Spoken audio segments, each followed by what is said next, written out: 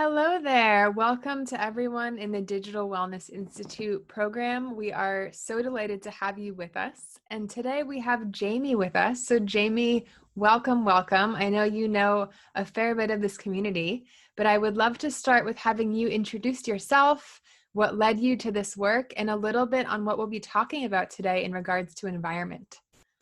Thank you so much, Nina. Hi, everyone. My name is Jamie Levy. I'm a mindful technology advocate.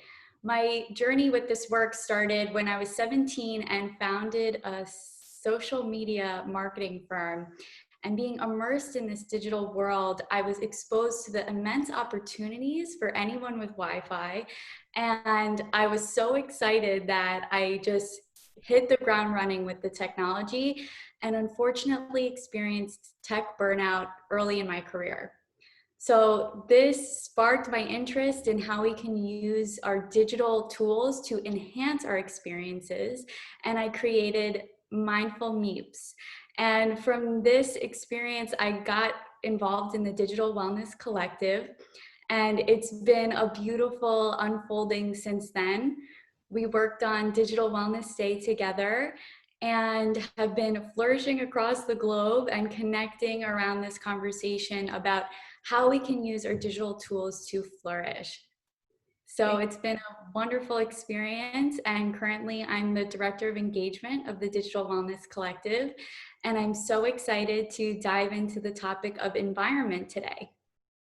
Thank you for that background. Yeah, so there's so much. I think that in working on this certificate program together, one of the things that we really identified from the beginning is that there are a lot of diverse learners in this community. And so we have teachers, we have psychiatrists, we have journalists, so many different people working with, also different groups and generations. And so one of the things many of these folks expressed interest in was more on the holistic and creative side. How can we explore our environment to really bring that kind of observation into concrete tips? So more, on that creative side, I would love to just kind of go through the different senses and how they relate to digital wellness. I think another thing that keeps coming up is that with so many people working remotely and with the kind of prevalence of digital technologies being used, there is this blurring between physical and digital worlds, especially with people working from home. Is that something you could speak to a little bit?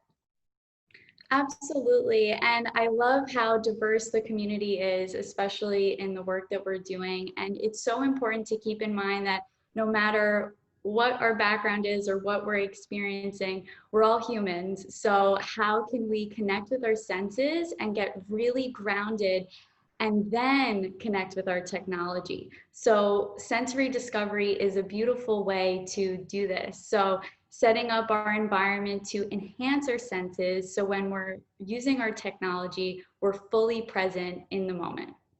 Yeah, and I think that in psychology and social work, we would really refer to this as creating an environment to support behavior change. And so I love that this is, one of the things that's kind of kept coming up for us. Not only how can we redesign our environment to support us, but how can we kind of bring mindfulness into this exploration of environment. And so are there kind of, is there any research that you would like to share on this topic before we kind of dive into concrete tips? Absolutely. In the realm of the merging of our physical and digital spaces, it's found that 90% of people actually sleep next to their smartphones. So having this convergence of space, we need to create those boundaries ourselves so we can have our protected time for rest and recovery and focused work in a separate space. That makes a lot of sense. Yeah. And I think another thing kind of on the diversity, equity, and inclusion front is that there is this digital divide that isn't talked about nearly enough. And so there are many people who, have children, and like those children don't have the tools that they need to do online school. And there are all of these other presenting problems, but as all of this kind of relates to adults and professionals, I think another important thing is that we're all working in different environments, right? And so some of us have children, some of us have children with friends over who have basically moved into the house. Some of us used to have our own office and now we're sharing a space. And so everyone's environment, you know, as we kind of go through this conversation, Jamie, is going to look a little bit different. Is that right? Absolutely. And as we continue to share these practices, it's so important to keep in mind that everyone's environment is different to their unique situation. So how can we share these applicable tools no matter what your space looks and feels like? Yeah, absolutely. And I'm just kind of looking through some of our notes from before this call, and I was wondering if you could maybe rewind one step and kind of define environment for us. Of course. So, in the scope of this conversation, when we use the term environment, we're specifically referring to the surroundings and conditions that one lives or operates in.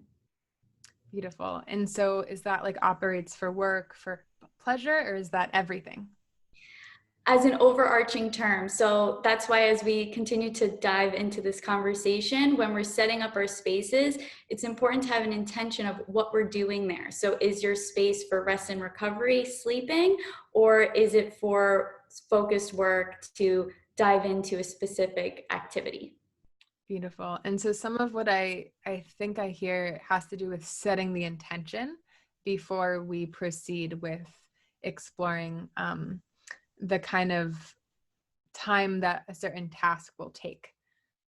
Absolutely. And that ties into what we were just talking about of having different environments. So many of us might actually use the same space for multiple different activities. So by setting that intention, we're able to differentiate when we're having a productive work time or perhaps an at-home workout. It's all about how we are approaching that space when we're first initiating a task. Beautiful. So when I think about sensory exploration, I'm thinking about those kind of traditional things that we were taught as children. So, right, like sight, smell, taste, hearing, or sound. Are those kind of the four core? Yes, the five primary senses Five. are seeing, hearing, smelling, touching, and tasting.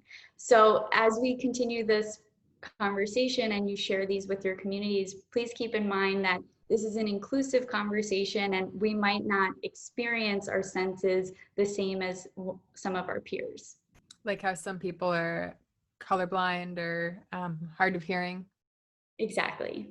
Beautiful, beautiful. Okay, so can you share your wisdom with us and kind of from your teachings and your own workshops, tell us like a little bit about why these senses are important from a digital wellness perspective and maybe some concrete tips and things that we can do with them? Absolutely. So, just a little bit of background. I'm a Reiki practitioner certified in Tibetan tone sound therapy. And through my training, it really empowered me to connect to the energy in my environment, as well as the energy we all have within ourselves. So, when we connect to our senses and we notice and observe with an open mind what we're feeling, smelling, seeing, tasting, and just being fully present with how we're experiencing these sensations, it empowers us to be present in the moment and connect back to that intention that we were previously discussing.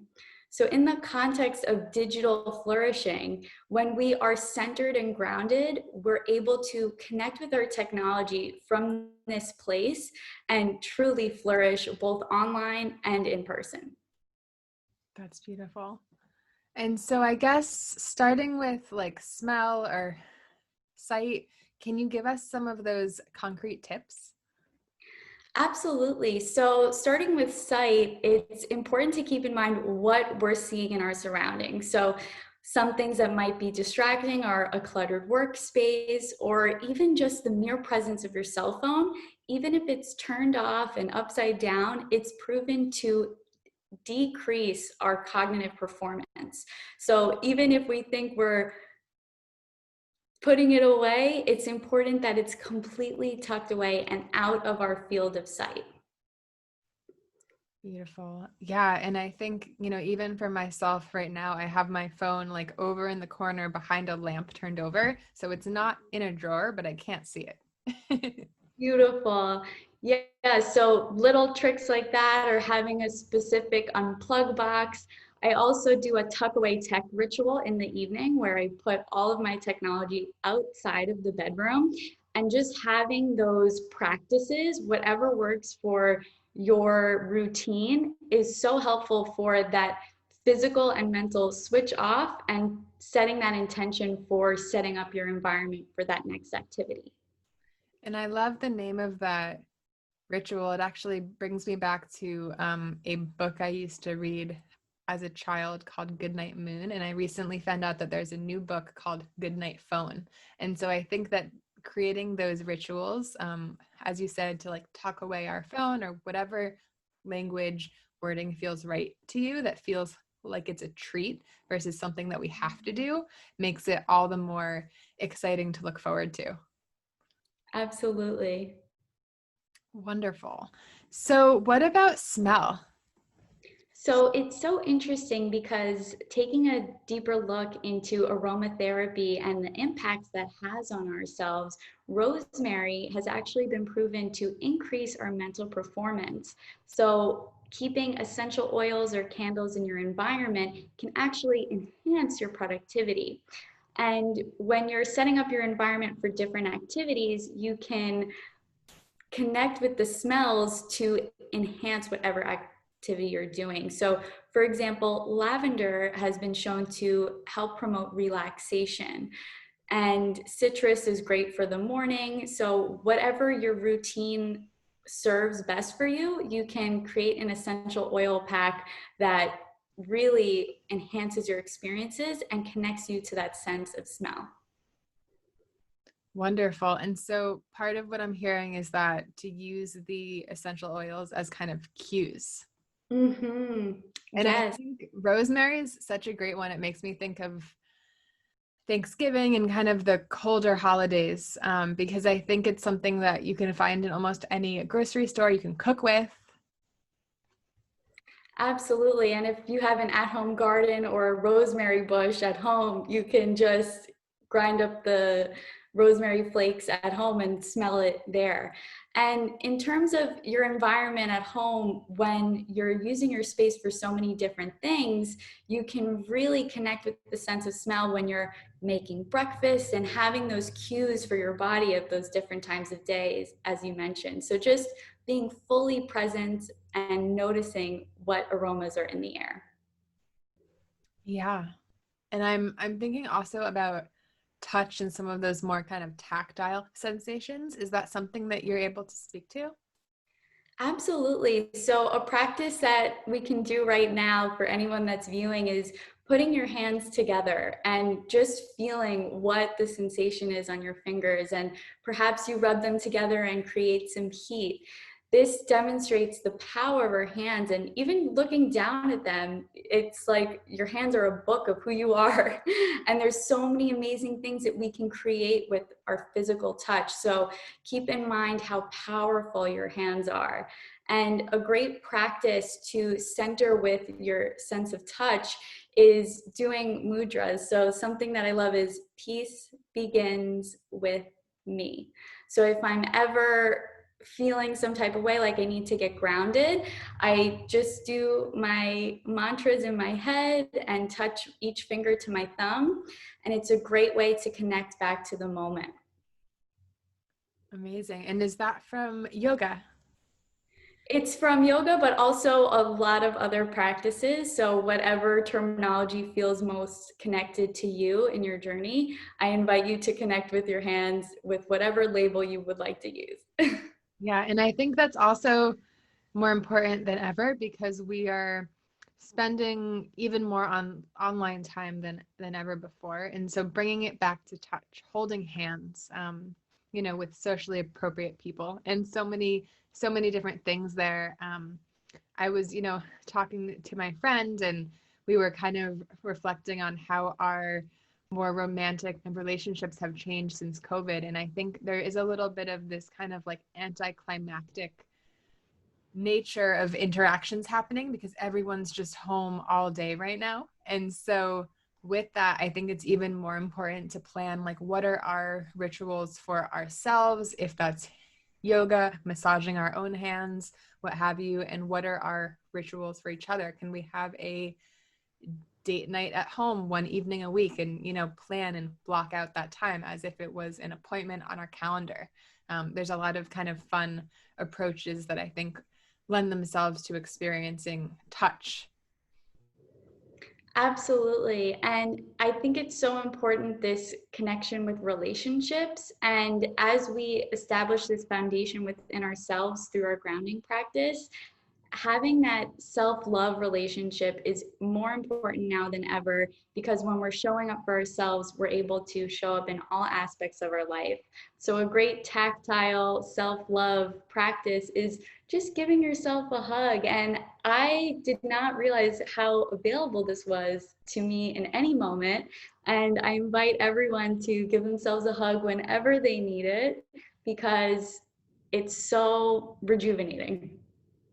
It is. And I think sometimes we forget that we can hug ourselves. But, a lot of that research shows that, like, the pressure from a hug on your nervous system can be hugely calming, hugely calming. And as we're talking about this, I'm also, thinking about people's routines in the home, not only with each other, but with food and interaction. And so on the taste front, I know one of the things that I've been trying to do is to not eat and not take my breaks in front of my computer, which can be very challenging. And I'm certainly guilty of, sometimes having my Apple in front of my laptop, watching the end of an episode to zone out. But do you have any recommendations kind of on that taste and eating front as it relates to digital wellness? Absolutely. So, a few items here are connecting back to our other senses as we prepare to taste our food. So, when you're preparing your meals, to be fully present in what it smells like, what it feels like to cut your vegetables, and hearing the sound of everything that's going on in preparation for tasting. And then once you're ready to eat, to kindly tuck away your technology and be fully present with your food. And mindful eating is a beautiful practice that you can find guided meditations to online. Headspace has a handful of great mindful eating guided meditations, or even just being fully silent and tasting and experiencing the sensation of your palate and what the textures of the food is like. And then bringing gratitude into how this food got to you and how it's nourishing your body. And as we're eating, thinking about the vitamins and minerals rejuvenating our body is so empowering on every level. And in terms of when those times come up when we do eat with technology, perhaps it's a TV dinner with your housemates, making that the primary activity. So we're choosing to put away our cell phones and watch this movie together as we eat this meal. So it's more intentional around the practice of our technology usage. That's wonderful. That's wonderful. And I think that blends itself right into hearing, because if we're not present with our senses when we are, for example, eating and listening to something, that information always lands differently. And so for those of us who do experience, more traditional hearing, even if you have cochlear implants or something like that, and you're finding that you're kind of tuning in on the auditory front while in front of technology, are there certain habits that are kind of healthier if you do need to be listening to something while eating, or kind of anything on that front? Because I think a lot of people also are really enjoying listening to podcasts these days. Absolutely. I'm a huge fan of podcasts as well. And especially in these times where we might feel lonely, playing a podcast or an audiobook is a great way to feel like you're eating a meal with someone or doing activity with company. So I definitely recommend that on multiple levels.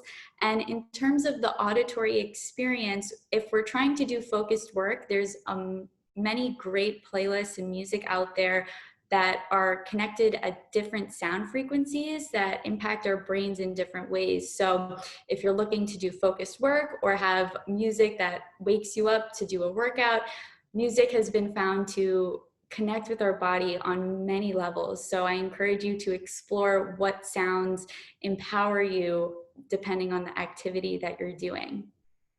That's wonderful. Do you know if we covered all of the senses, or did I maybe miss one? Let's do the 5, 4, 3, 2, 1 check-in and see if Okay. we got them all. So 5 things we can see in our surroundings, 4 things that we can feel, 3 things we can smell, and then 2 things that we can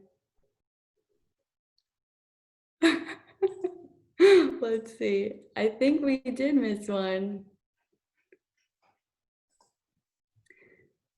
Feel, hear, smell, and taste. I guess we did cat it all. Beautiful. That's amazing. And so for people who kind of want to delve deeper into this and maybe hold some exercises with their communities, do you have a workbook or any handouts that we can kind of pass along to them? Absolutely. So we have an Experience Your Sense guide that empowers you to document how you're experiencing your senses, and as well as a guided meditation to help you really get centered in the moment and connect with your sensory discovery abilities. So from these resources, it's a great way to connect with your senses, but I encourage everyone to go out there and discover through doing. Wonderful. Well, thank you, Jamie. I will make sure that we paste all those resources below this video for those who are interested. And if you have any questions for Jamie, please do reach out directly. And we look forward to hearing your questions and your comments. Thank you so much. Thank you, guys. See you soon.